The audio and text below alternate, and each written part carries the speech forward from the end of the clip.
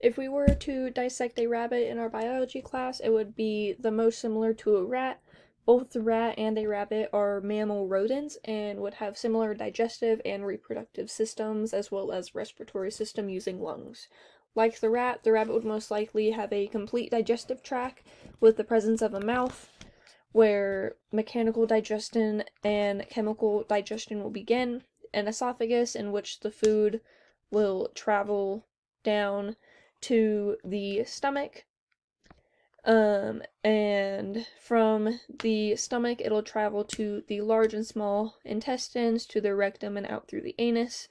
The rabbit would also most likely have a cecum, which is present in the rat, as it is also a herbivorous animal, and the bacteria in the cecum helps digest cellulose. The rabbit would also either be male or female, not hermaphroditic, and produce multiple offsprings with internal fertilization, which would better ensure the survival of their offspring to reach sexual maturity in their given environment.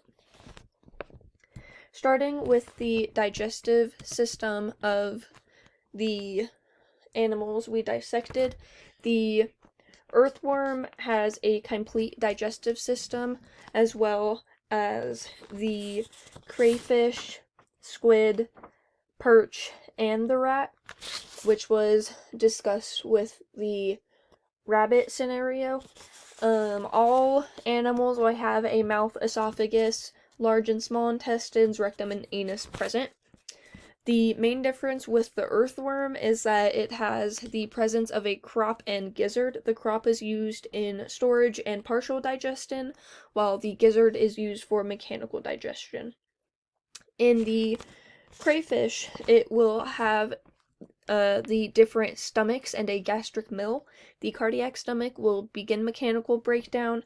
The gastric mill has teeth that will also help with mechanical breakdown, as well as the pyloric stomach, which will turn its eaten food into a liquid to travel to the intestines and out through the anus.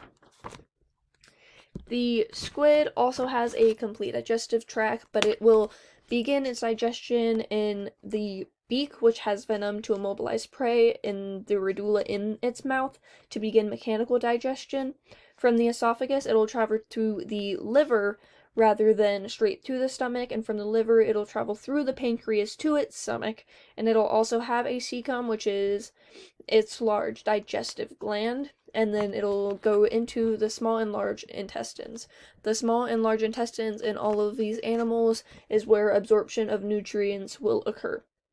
In the perch, the food will travel through the mouth and then through the pharynx to the esophagus, and then to the stomach where chemical digestion and storage of food will occur, and then from there it'll travel through the large intestine and through the anus for excretion. The perch has a liver which will produce bile, gallbladder to store bile, and a pancreas that will secrete digestive juices into the large intestine.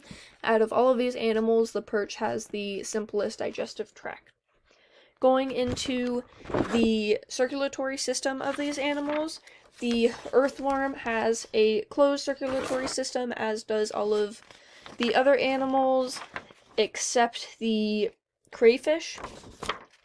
The earthworm has veins and arteries which will be directly attached to the organs that brings blood to them, which is associated with a closed circulatory system. The main difference with the earthworm is that it has 5 aortic arches that'll act as its heart rather than an actual beating heart. The crayfish, which has the open circulatory system, has a single chambered heart with several arteries but has no veins directly attached to the organs. The squid has a closed circulatory system, and it is actually the only organism, a cephalopoda, in the phylum Mollusca that has a closed circulatory system.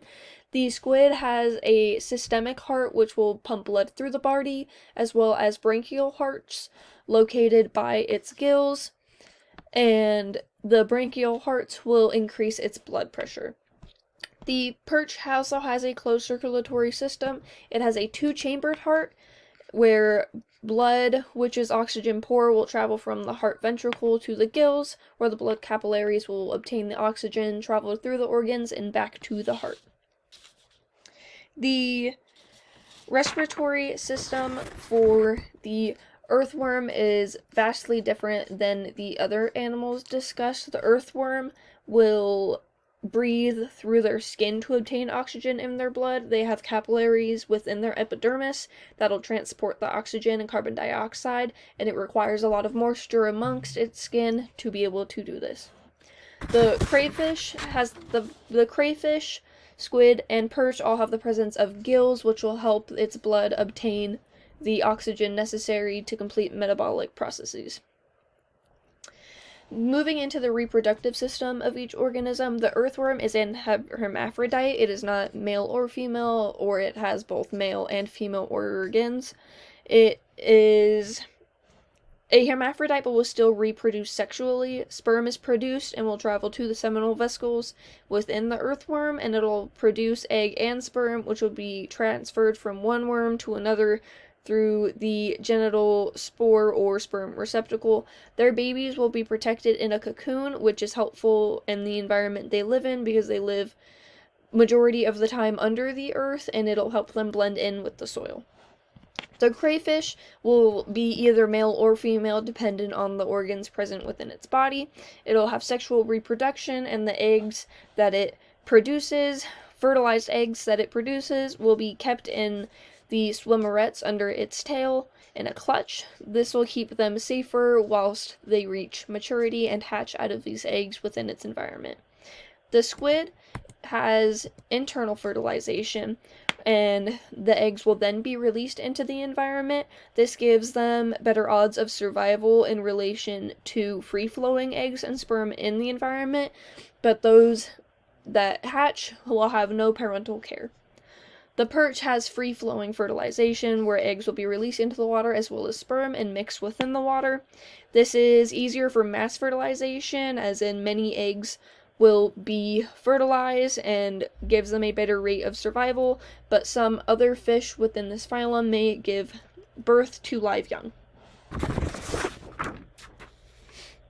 The rat's reproductive system, they average about 8 young per litter.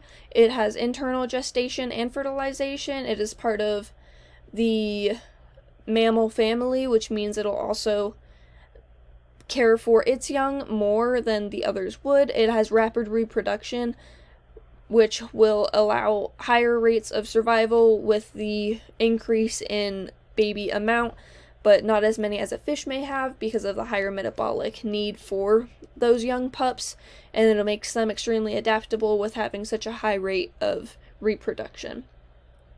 Between the perch and the rat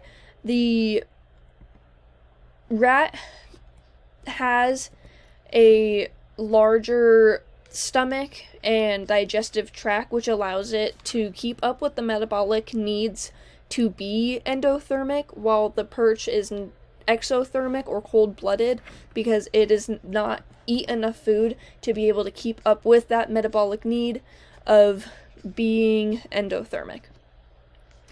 In the Bio 182 curriculum, we dissect these dissections, and I found it very beneficial to be able to conceptualize and really see all of the different digestive tracts, circulatory systems, etc.